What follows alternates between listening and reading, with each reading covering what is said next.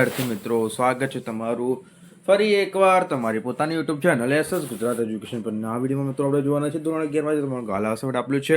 એના અંદર બીએમાં આપણે વિભાગ ઈના પ્રકરણમાં પાતું સોલ્યુશન આ વિડીયોમાં જોઈશું. તો વિડીયો મિત્રો અંત સુધી જો વિડીયો ગમશે તો વિડીયો લાઈક, ચેનલ સબસ્ક્રાઇબ કરવાનું ભૂલતા નહીં. અને તમે જો મિત્રો આ સંપૂર્ણ ગાલા અસાઇનમેન્ટના સોલ્યુશનની પીડીએફ મેળવવા માંગતા હોય તો સ્ક્રીન ઉપર આપેલ મોબાઈલ નંબર પર કોલ કરી દેજો. સંપૂર્ણ ગાલા અસાઇનમેન્ટના સોલ્યુશનની પીડીએફ મિત્રો તમને માત્ર 150 રૂપિયામાં મળી જવાની છે. તો ફટાફટ કોલ કરીને સંપૂર્ણ ગાલા અસાઇનમેન્ટના સોલ્યુશનની મિત્રો પીડીએફ મેળવી લેજો. ઓકે, તો શરૂ કરીએ મિત્રો આપણે આજનું સોલ્યુશનની અંદર. પ્રકરણ 5માં પહેલા નંબરનો પ્રશ્ન છે, વ્યક્તિગત માલિકી અને ભાગીદારી પેઢી વચ્ચે ગમે તે 5 તફાવત દર્શાવો. વ્યક્તિગત માલિકી અને ભાગીદારી પેઢી વચ્ચેના ગમે તે 5 તફાવતો દર્શાવો. તો જોઈશું તફાવતના મુદ્દા, વ્યક્તિગત માલિકી અને ભાગીદારી પેઢી.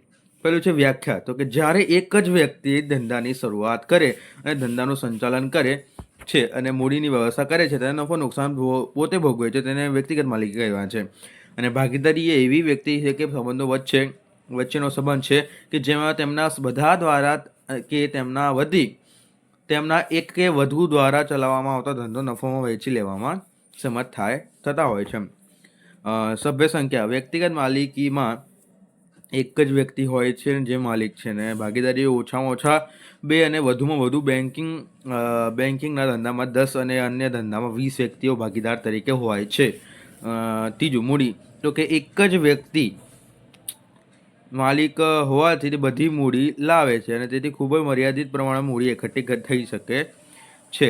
અને ભાગીદારીમાં 2 કે તેથી વધુ સભ્ય વ્યક્તિઓ હોવાથી તો તેઓ કરાર મુજબ મૂડી લાવે છે અને તેથી વધુ પ્રમાણમાં મૂડી એકઠી થઈ જાય છે. ઓકે, સ્થાપના. તો કે વ્યક્તિગત માલિકીની સ્થાપના વિધિ ખૂબ જ સરળ છે. કોઈ પણ વ્યક્તિ કાયદેસર ધંધાની સ્થાપના કરી શકે છે. અને અહીંયા ભાગીદારી સ્થાપના માટે કરાર કરવો જરૂરી છે. કરાર લેખિત, મૌખિક કે ગર્ભિત હોઈ શકે છે. નિર્ણય. તો કે વ્યક્તિગત માલિકીમાં એક જ વ્યક્તિ માલિક હોવાથી ઝડપી નિર્ણયો લઈ શકાય છે. અને ભાગીદારી પેઢીમાં એક કરતાં વધુ વ્યક્તિઓ ભાગીદારો હોવાથી નિર્ણય લેવામાં વિલંબ થાય છે. ઓકે મિત્રો, ત્યારબાદ બીજા નંબરનું જોઈશું ભાગીદારી પેઢીના નોંધણી થતા ફાયદાઓ જણાવો. તો કે ઉત્તર. ભાગીદારી પેઢીમાં નોંધણી કરાવવાથી નીચે મુજબના લાભો પ્રાપ્ત થાય છે. પહેલું છે ભાગીદારી પેઢી પોતાની લેણી નીકળતી રકમ માટે બાહ્ય વ્યક્તિ કે સંસ્થા પર કોર્ટમાં દાવો માંડી શકે છે. અને બીજું છે પેઢીનો કોઈ પણ ભાગીદાર અન્ય ભાગીદારો કે પેઢી સામે કોર્ટમાં દાવો માંડી શકે છે. પેઢીનો કોઈ પણ ભાગીદાર પોતાના અધિકારો અને હિસ્સા માટે કોર્ટમાં ન્યાય માટે દાવો માંડી શકે છે. નવો દાખલ થનાર ભાગીદાર પોતાની અધિકાર અને હિંસા માટે ન્યાય માંગી શકે છે. નિવૃત્ત થનાર ભાગીદાર જાહેર જનતાને નોટિસ આપીને પોતાની નિવૃત્તિ પછી પેઢીની જવાબદારીમાંથી મુક્ત થઈ શકે છે. બહારના લોકોને પેઢીના અસ્તિત્વની જાણ થાય છે. ઓકે, ત્રીજું ભાગીદારી પેઢીના ગમે તે 5 લક્ષણો સમજાવો. તો કે ધંધાદારી સંસ્થા તરીકે ભાગીદારીના મુખ્ય લક્ષણો નીચે મુજબ છે, દર્શાવી શકાય છે. પહેલું કરાર આધારિત સંબંધ. તો કે ભાગીદારી સંબંધ કરારથી અસ્તિત્વમાં આવે છે. કરાર લેખિત અથવા મૌખિક હોઈ શકે છે. ભાગીદારોના અમુક પ્રકારના વર્તનથી ઊભી થતી સમજ દ્વારા પણ ભાગીદારી અસ્તિત્વમાં આવી શકે છે. ભાગીદારીની સંખ્યા. તો કે ભાગીદારીમાં ભાગીદારોની સંખ્યા પર કાયદાકીય નિયંત્રણ છે. તેમાં ઓછામાં ઓછા 2 ભાગીદારો હોવા જરૂરી છે. બેન્કિંગના ધંધા માટે વધુમાં વધુ 10 અને અન્ય ધંધા માટે વધુમાં વધુ 20 ભાગીદારો હોઈ શકે છે. અમર્યાદિત જવાબદારી. તો કે આ બધા ભાગીદારોની જવાબદારી અમર્યાદિત છે.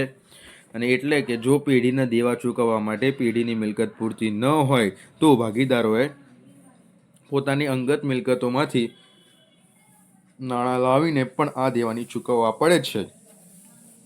વળી પેઢીના દેવા માટે આ બધા ભાગીદારો સંયુક્ત રીતે તેમજ દરેક ભાગીદાર વ્યક્તિગત રીતે જવાબદાર છે. ઓકે, કાયદાસરની પ્રવૃત્તિ. ભાગીદારો કાયદાસરનો ધંધો ચલાવવા માટે એકઠા થાય છે અને આથી સ્થાનિક કે રાષ્ટ્રીય કાયદા વિરુદ્ધ પ્રવૃત્તિ માટે ભાગીદારોને સ્થાપી શકાય નહીં. અને ધંધાકીય પ્રવૃત્તિ સિવાયના ઉદ્દેશથી 2 કે તેથી વધુ વ્યક્તિઓ એકઠી થાય છે ને તેને ભાગીદારી ન કહેવાય એમ. પાંચમું, સ્થાપના વિધિ માત્ર કરારથી ભાગીદાર શરૂ થઈ શકે છે. કરાર લેખિત કે મૌખિક હોઈ શકે છે. બીજી કોઈ પણ કાયદેસરની વિધિ જરૂરી નથી ને આમ ભાગીદારી સ્થાપના વિધિ સરળ છે. ચોથા નંબરનો પ્રશ્ન જોઈએ અને તે જોતા પહેલા મિત્રો તમે જો આ સંપૂર્ણ ગાલા આસામ મેટા સોલ્યુશનની મિત્રો પીડીએફ મેળવવા માંગતા તો સ્ક્રીન ઉપર આપેલું મોબાઈલ નંબર કોલ કરી દેજો. સંપૂર્ણ ગાલા આસામ મેટા સોલ્યુશનની પીડીએફ મિત્રો તમને માત્ર 150 રૂપિયા મળી જવાની છે. તો ફટાફટ કોલ કરીને આ સંપૂર્ણ ગાલા અસાઇનમેન્ટના સોલ્યુશનની મિત્રો પીડીએફ મેળવી લેજો. ઓકે, તો જોઈએ ચોથા નંબરનો હિન્દુ અભિવ્યક્ત કુટુંબની લાક્ષણિકતા દર્શાવો. તો હિન્દુ અભિવ્યક્ત કુટુંબની પેઢીની લાક્ષણિકતા પેલું વંશ પરંપરાગત ધંધો. તો કે હિન્દુ અભિવ્યક્ત કુટુંબની પેઢીની કોઈ ચોક્કસ વિધિ કે સમય સ્થાપના થયેલી હોતી નથી. હિન્દુ કાયદા મુજબ તેમનો ધંધો વંશ પરંપરાગત ચાલ્યો આવે છે. સંચાલન, તો કે પેઢીના ધંધાનું સંચાલન કુટુંબની સૌથી મોટી વયની વ્યક્તિ કે પિતાના હાથમાં હોય છે, જેને કર્તા કહે છે. ઓકે, ત્યારબાદ સભ્યપદ, તો કે પેઢીનું સભ્યપદ જન્મગત છે. કુટુંબમાં જન્મ લેતું બાળક હિન્દુ સંયુક્ત કુટુંબ પેઢીનો આપોઆપ સભ્ય બને છે અને આ માટે કરાર કરવાની જરૂર નથી. સગીર વ્યક્તિ, તો કે સગીર વ્યક્તિ પર સભ્યપદ પ્રાપ્ત કરી શકે છે. જવાબદારી, કર્તાની જવાબદારી અમર્યાદિત છે. કુટુંબના બાકીના સભ્યોની જવાબદારી મર્યાદિત હોય છે. સભ્ય સંખ્યા, તો કે ભાગીદારી પેઢીની જેમ આ પેઢી પણ ધંધાના સભ્યપદની સંખ્યા અંગે કોઈ મર્યાદા નથી અને આયુષ્ય કરતા કે કોઈ પણ સભ્યના મૃત્યુ પછી પણ ધંધો ચાલુ રહે છે. કર્તાના મૃત્યુ પછી ઉંમર અનુસારની વડીલ વ્યક્તિ કર્તા બને છે. સંયુક્ત હિન્દુ કુટુંબના ધંધાનું આયુષ્ય ભાગીદાર કરતાં લાંબુ છે. નાદારી, તો કે સંયુક્ત હિન્દુ કુટુંબ પેઢીને નાદાર ઠરાવવામાં આવે તો માત્ર પુખ્ત વયના સભ્યોને જ નાદાર ઠરાવી શકાય છે અને સગીર સભ્યોને નાદાર ઠરાવી શકતા નથી. નાણાકીય નિયંત્રણ, તો કે હિન્દુ અભિવ્યક્ત કુટુંબ પેઢીને બધી જ નાણાકીય બાબતોમાં કરતા હસ્તક હોય છે. પેઢી ઉપર કર્તાનું નાણાકીય નિયંત્રણ હોય છે તેમજ કર્તા સંયુક્ત મિલકતોની જાળવણીનું કાર્ય પણ સંભાળે છે.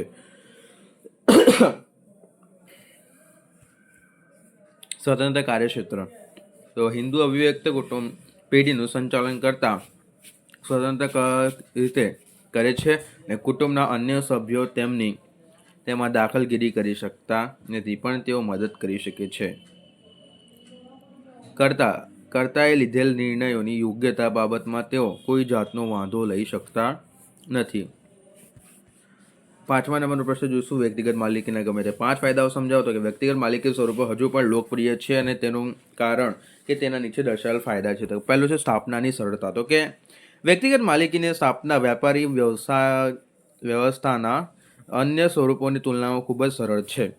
તેને માટે કોઈ દસ્તાવેજો તૈયાર કરવા પડતા નથી કે કાયદાની કોઈ અટપટી કે જટિલ વિધિ અનુસરવી પડતી નથી. ઓછી મૂડી, વ્યક્તિગત માલિકીનો ધંધો ઓછી મૂડીથી માલિક શરૂ કરી શકે છે. વધુ નાણાંની જરૂર પડતા માલિક મિત્રો, સાગા સંબંધીઓ અને અન્ય રીતે નાણાં ઉછીના મેળવી શકે છે.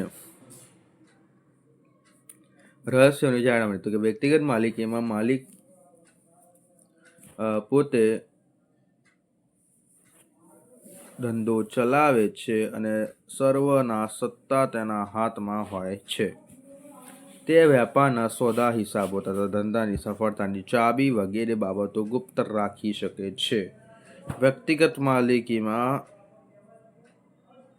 વ્યાપારી વ્યવસ્થા અને સ્વરૂપોની તુલનામાં રહસ્યોની જાળવણી વધુ સારી રીતે થઈ શકે છે. ચોથું છે ઝડપી નિર્ણય. તો કે વ્યક્તિગત માલિકીમાં એક જ વ્યક્તિને હસ્તક માલિકી, સંચાલન અને અંકુશ હોવાથી ઝડપી નિર્ણયો લઈ શકે છે.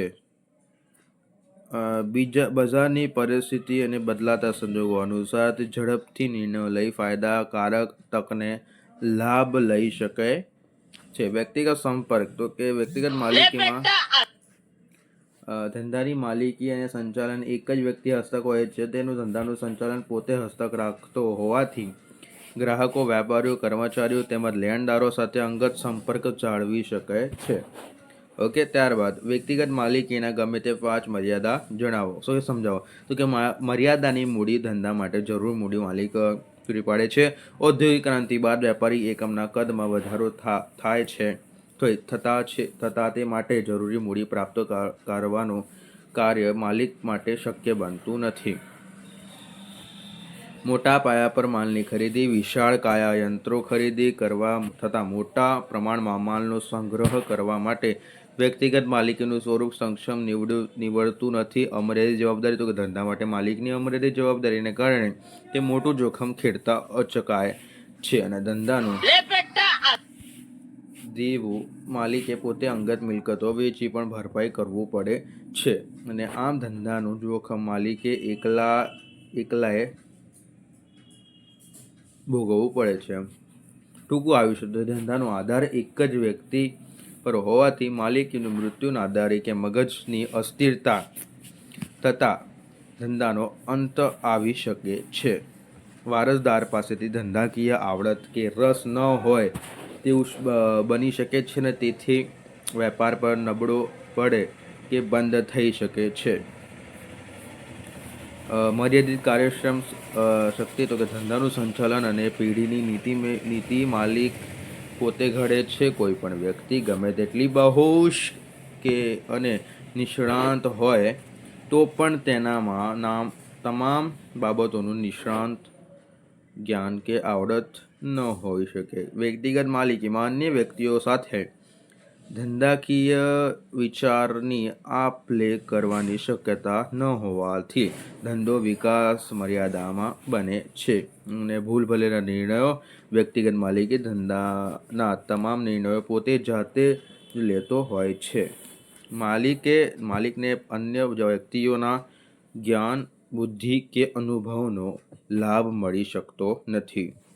માલિક ગમે તેટલો બહોશ અને કુશળ હોય છતાં ક્યારેય તે ઉતાવળિયા, ભૂલભરેલા અને અયોગ્ય નિર્ણય લે છે અને જે ધંધા માટે જોખમકારક નીવડે છે. 7મો છે ભાગીદારી પેઢીની ગમે તે 5 મર્યાદાઓ સમજાવો.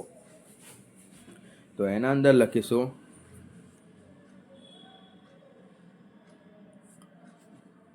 મર્યાદાની મૂડી, તો કે મોટા ધંધા માટે જોઈતી મૂડી ભાગીદારી પેઢી એકઠી કરી શકતી નથી અને આથી ભાગીદારી પેઢી મોટા પાયા પરનો ધંધો કરી શકતી નથી ને સંશોધન જેવા કાર્યો પણ કરી શકતા નથી.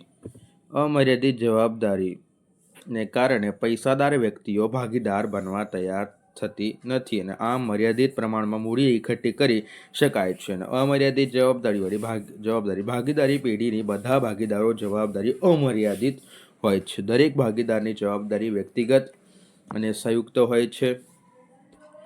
બીજા ભાગીદારના ભાગીદારી વતી કરેલ કાર્ય માટે બધા ભાગીદારો જવાબદાર ગણાય છે. પેઢીમાં દેવાની ચૂકવણી માટે જો પેઢી મિલકતો અપૂરતી હોય તો ભાગીદારોની અંગત મિલકતો વેચીને પણ તો પેઢીનું દેવું ભરપાઈ કરવું પડે છે.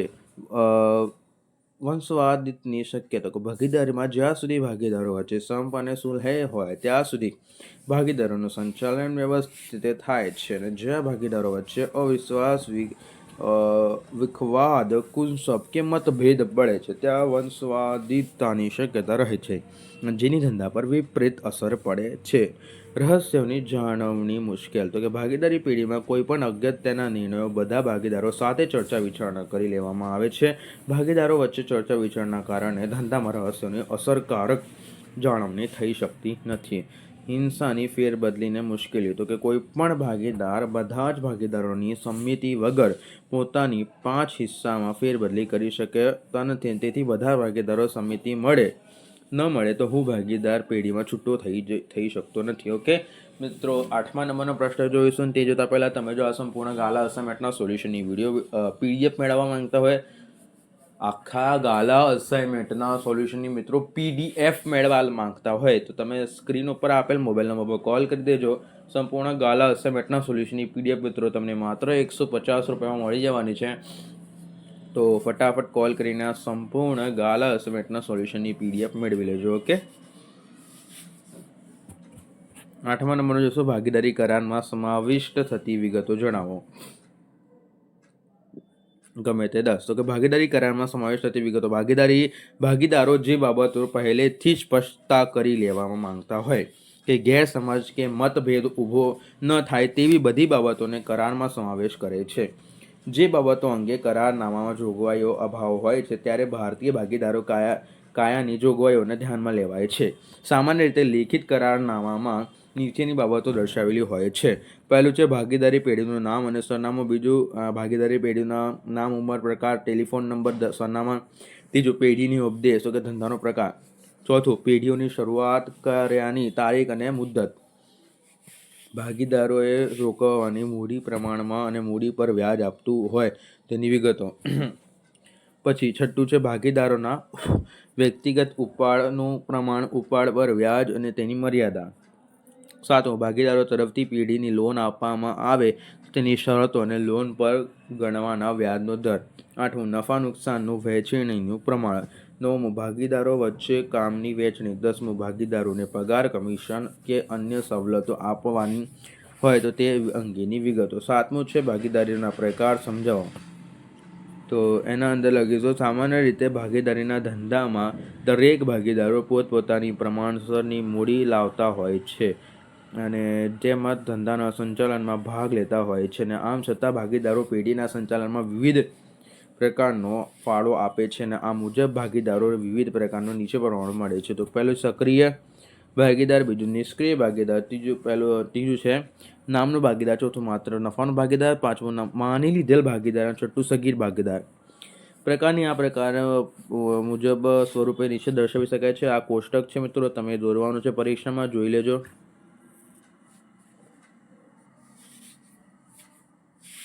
ઓકે, આગળ સક્રિય ભાગીદાર. તો કે એક્ટિવ પાર્ટનર, જે ભાગીદાર પેઢીની રોજબરોજના કામમાં સક્રિય રસ લેતો હોય અને ફાળો આપતો હોય તેને સક્રિય ભાગીદાર કહે છે. તે મૂડી લાવે છે કે ન લાવે તો પણ તેનો નફોમાં હિસ્સો તો મળે જ છે. પેઢીના કાર્યો માટે તે અન્ય ભાગીદારોને પ્રતિનિધિ ગણે છે ને બધા ભાગીદારો જેમ તેમની જવાબદારી પણ અમર્યાદિત હોય છે. પેઢીના નુકસાન કે દેવા માટે તે અન્ય ભાગીદારોની જેમ જ જવાબદાર ગણાય છે. નિષ્ક્રિય ભાગીદાર, ઓકે, તો જે ભાગીદાર પેઢીના કામકાજ માટે ખાસ ભાગ લેતો ન હોય તેને નિષ્ક્રિય સુપ્ત ભાગીદાર કહેવામાં આવે છે. આવો ભાગીદાર ધંધામાં મૂડી લાવે છે છતાં પણ તે ભાગીદાર હોવાથી તેનો નફોમાં અને ખોટમાં ભાગ હોય છે. અલબત્ત તેની જવાબદારી પણ અમર્યાદિત હોય છે. નામનો ભાગીદાર, જે ભાગીદાર મૂડી લાવે કે નફો નુકસાન ભોગવે નથી, તેને પેઢીના કામકાજમાં પણ ભાગ લેતો ન હોય પરંતુ પોતાના નામનો પેઢીને ઉપયોગ કરવા દેતો હોય તેને નામનો ભાગીદાર કહેવામાં આવે છે. આવી વ્યક્તિ શાક પર બજારમાં મોટી સંખ્યામાં હોય છે અને પેઢીને શાકનો નાણાં મેળવવા માટે વેપારી સંબંધો વિકસાવવા માટે ઉપયોગ કરે છે. તે પેઢીના સંચાલન સાથે પરોક્ષ રીતે સંકળાયેલો હોય છે અને તે પેઢીને દેવા માટે નુકસાન માટે તે પણ ભાગીદારની જેમ અમર્યાદિત જવાબદારી ગણાય છે. ઓકે, દાખલા તરીકે કરશનભાઈ પટેલ અને અનિલ અંબાણી પેઢીને પોતાના નામનો ઉપયોગ કરવા દે છે. અનિલ અંબાણી પેઢી પોતાના નામનો ઉપયોગ કરવા દે તો તેમનો નામનો ભાગીદાર કહેવાય. માત્ર નફાનો ભાગીદાર, તો કે ભાગીદારો પરસ્પર સમજૂતી કરી અમુક ભાગીદારે માત્ર નફાનો હિસ્સો મળે છે અને તે નુકસાનમાં હિસ્સેદારને ન બને અને એવું ઠરાવી શકે છે. બહારની વ્યક્તિઓની વિશિષ્ટ આવડતનો લાભ લેવા માટે તેને માત્ર નફામાંથી ભાગીદાર બનાવવામાં આવે છે. તે મૂડી લાવે કે ન લાવે. માની લીધેલ ભાગીદાર, પાર્ટનર બાય ઇઝ પોર્ટેબલ. જો કોઈ વ્યક્તિ પોતાની વાણી, વર્તન કે લખાણમાં પોતે પેઢીનો ભાગીદાર છે અને તેનું વર્તન કરતો હોય તો તે પોતાની જાણી જોઈને ભાગીદાર ગણાવતો હોય અને તેનો ભાગીદારે માની લીધે બહાર કોઈ પણ વ્યક્તિ ત્રાહિત પક્ષ ભાગીદાર પેઢી સાથે જે વ્યવહાર કરે છે તેને વ્યવહાર પૂરતી તેની જવાબદારી ભાગીદાર જેટલી જ રહે છે. ઓકે, ત્યારબાદ છે આ વ્યક્તિ ભાગીદારી કરી કરાર કરતી નથી, પેઢીમાં મૂડી લાવતી નથી કે સંચાલનમાં ભાગ લેતી નથી તેમજ પેઢીના નફામાંથી કોઈ જાતનો ભાગ પણ મેળવતી નથી. ઓકે, સગીર ભાગીદાર, મિનર પાર્ટનર, ભાગીદાર કરારની ઊભી થાય છે અને તેની સગીર એટલે કે 18 વર્ષથી ઓછી ઉંમરના વ્યક્તિ ભાગીદારીનો બની શકે જ નહીં પણ સગીર નફાનો હિસ્સેદાર બનાવી શકાય છે. સામાન્ય રીતે કોઈ ભાગીદારનું મૃત્યુ પામે તો તેના સગીરને આ રીતે પણ નફાની હિસ્સેદાર બનાવવામાં આવે છે પણ ભાગીદાર ન હોવાથી પેઢીના દેવા માટે તે જવાબદારી નથી. ઓકે, અને જો પુખ્ત વયનો થાય તો તે ભાગીદાર બની શકે છે મિત્રો. ઓકે, ત્યારબાદ જોઈશું 10મા નંબરનું. 10મા નંબરનું છે ભાગીદારી પેઢીના ગમે તે 5 ફાયદાઓ સમજાવો. ઉત્તર લખીશું તો ભાગીદારીના મહત્વના ફાયદાઓ નીચે મુજબ છે. પહેલું છે સ્થાપનાની સરળતા. તો ભાગીદારીની સ્થાપના કોઈ પણ વિધિ કે સરકારી મંજૂરી વગર કરી શકાય છે. ભાગીદારી માત્ર કરારથી ઊભી થઈ શકે છે. કરાર લેખી કે મૌખિક હોઈ શકે છે. ભાગીદારીની નોંધણી મરજિયાત છે, જો કે તેની હિતાવક છે. આમ ભાગીદારોની સ્થાપના વિધિ સરળ અને ઓછી ખર્ચાળ છે. કાર્યક્ષમ સંચાલન. તો કે ભાગીદારીમાં એક કરતાં વધુ વ્યક્તિ હોવાથી તેમને વિશિષ્ટ જ્ઞાન, આવડત, બુદ્ધિ, શક્તિ અને અનુભવનો લાભ પેઢીને પ્રાપ્ત થઈ શકે છે. અને ભાગીદારી ધંધાનું સંચાલન ભાગીદારોને હસ્તક હોવાથી તેઓ સંચાલનમાં અંગત રસ કે વિશેષ કાળજી રાખે છે. પેઢીના કર્મચારીઓ પર ભાગીદારીને પ્રત્યક્ષ દેખરેખ અને નિયંત્રણ હોવાથી વધુ કાર્યક્ષમ રીતે પેઢીનું સંચાલન થાય છે. તો શાકપત્રમાં વધારો. તો કે ભાગીદારી પેઢીમાં ભાગીદારીઓ અમર્યાદિત જવાબદારીને કારણે વેપારીઓ પેઢીને સરળતાથી માલનું ઉધાર વેચાણ અને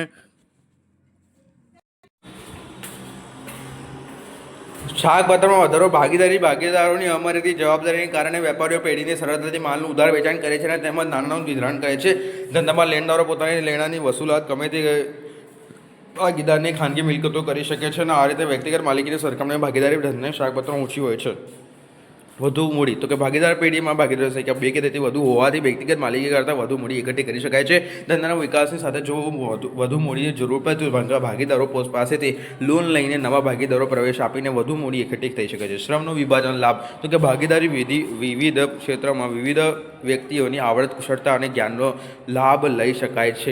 દરેક ભાગીદારને તેમની શક્તિ અને આવડત મુજબ કાર્યો અને ફરજો સોંપણી કરી શ્રમ વિભાજન અને વિશિષ્ટીકરણનો લાભ લઈ શકાય છે. ઓકે, 11માં વ્યક્તિગત માલિકીના ગમે તે 5 લક્ષણો ચર્ચા કરો. તો વ્યક્તિગત માલિકીમાં લાક્ષણિકતાઓ પરથી વ્યક્તિગત માલિકીના સ્વરૂપના ખ્યાલ આવી શકે છે. અને વ્યક્તિગત માલિકીના લક્ષણો નીચે મુજબ છે. તો કે માલિકી. વ્યક્તિગત માલિકી વેપારી પોતે જ ધંધાનો માલિક હોય છે અને આમ સંસ્થાની માલિકી એક જ વ્યક્તિ હોય છે. ઓકે, અને માલિક તરીકે ધંધાના બધા જ અધિકારો અને સત્તાઓ તેમના હાથમાં હોય છે અને ધંધાની માલિકી, સંચાલન અને અંકુશ એક જ વ્યક્તિ હસ્તક હોય છે. જોખમો અને ધંધો ચલાવતા.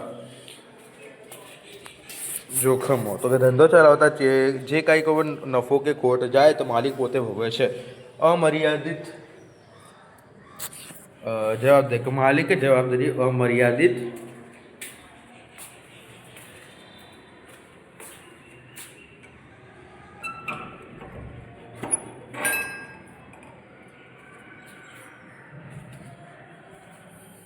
માલિકની જવાબદારી મિત્રો શું હોય છે? અમર્યાદિત હોય છે. ઓકે,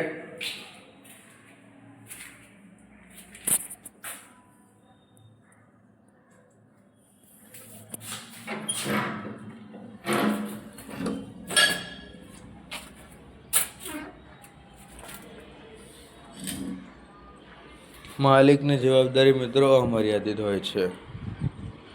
ધંધા બધા અધિકારો, સત્તાઓ હાથમાં હોય છે. ધંધાની માલિકી, સંચાલન અને અંકુશ એક જ વ્યક્તિના હસ્તક હોય છે. જોખમો. ધંધા ચલાવતા જે કંઈ પણ ખોટ જાય તો તે માલિક પોતે જ ભોગવે છે. ઓકે, મર્યાદિત જવાબદારી. માલિક જવાબદારી અમર્યાદિત હોય છે, તેથી ધંધામાં દેવા ચૂકવણી માટે જોખમો. ધંધાની મિલકતો પૂરતી ન હોય તો માલિક પોતાની અંગત મિલકતો વેચીને પણ ધંધો દેવું ચૂકવવું પડે છે. સંચાલન સ્વતંત્રતા. તો કે મિલકતો વેચીને પણ દેવું ચૂકવવું પડે તો સંચાલન સ્વતંત્રતા. માલિકે પોતે ધંધાનું સંચાલન કરે છે, તેથી તેમાં માલિકો સંચાલન એકતા જોવા મળે છે. જરૂર પડતા કુટુંબોને સભ્યોની કે પગારદાર માણસોની મદદ લે છે, પણ આખરી સત્તા તો તે જવાબદારી માલિકી જ હોય છે. સ્થાપનાની સરળતા. વ્યક્તિગત માલિકીની સ્થાપના સરળતાથી થઈ શકે છે અને તેની સ્થાપના માટે કંપની, સહાયક મંડળી કે બેંક જેવા સ્વરૂપો સ્થાપના માટે જરૂર એક એવી કાયદાની ખાસ વિધિ જરૂર પડે છે કે તેથી નોંધણી પણ જરૂર નથી. વ્યક્તિગત પોતાની મરજી ધંધાની શરૂઆત કરી શકે છે, ધંધાની ફેરબદલી કરી શકે છે, ધંધો બંધ કરી શકે છે. મિત્રો, આથી આપણો વિડીયો કમ્પ્લીટ થાય છે. વિડીયો ગમે તો વિડીયો લાઈક, ચેનલ સબસ્ક્રાઈબ કરી દેજો.